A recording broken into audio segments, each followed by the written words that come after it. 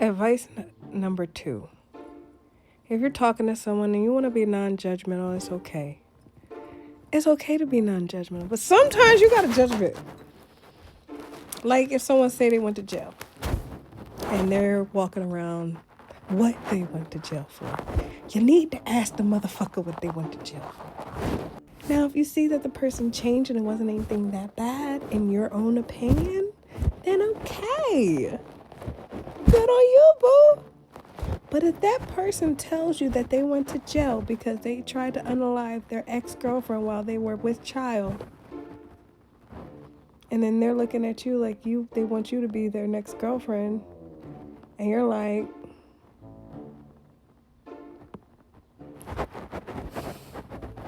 I need to gather my thoughts because I almost was unalive.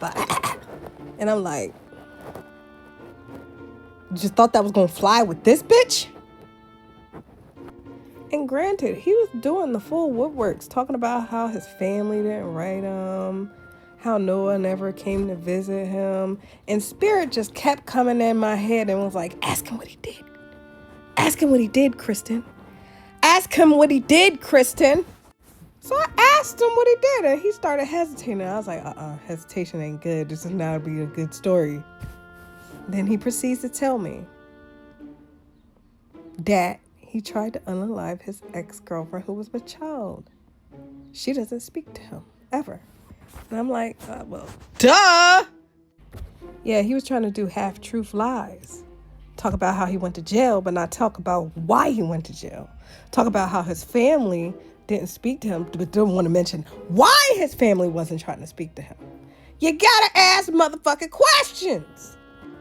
And it's just, not all these stories are people, these are just people I met in my life too.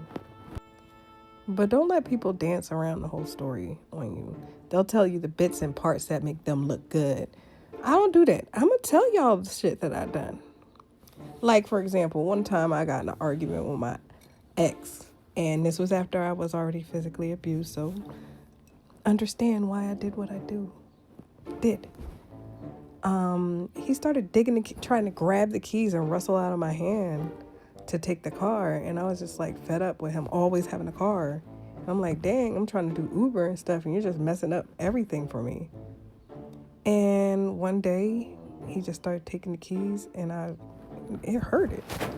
And so we was wrestling, and one of my neighbors came out, and I just started crying because I was like, you're not about to abuse me, bitch. And then I just looked at him and I was like, fuck around. And I silently said while I was crying, fuck around and find out. You won't go to jail. Don't touch me like that. I ain't never going to give another man a chance to put their hands on me.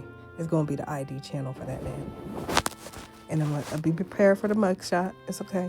It's just never going to happen again. It's not going to end well for them, at least, if they try. Because I know too many places on the body that are accurately. And it doesn't take that much. The human body is very, very fragile. So I'm just saying, I can understand a man going to jail because he got behind on child support. I can understand other different issues where that does happen. But attempted murder of an ex-spouse? And you trying to put me in that same position? Bitch, I'll be dumb when I'm dead. And I'll tell you the truth, God said no. God said absolutely not. I go with God when it comes to the people I talk to. I'll be like, God, is this one okay? God be like, that one okay? This one okay? No. And God don't say yes a lot. He don't. I'm just saying, if you got an eerie feeling in your gut about someone, or if you find yourself saying, they seem nice, it's because you intuitively have seen something that you kind of just didn't say anything about, but it made you feel some kind of way about it. Yeah. Leave with that. Don't delude yourself. There's more toxic people than there are genuine people. Just know there is just different levels of fake. You gotta just find one with the least amount of fakeness at this point. And that's all I got to say. And remember, God loves you and I love you too, but not in a weird way.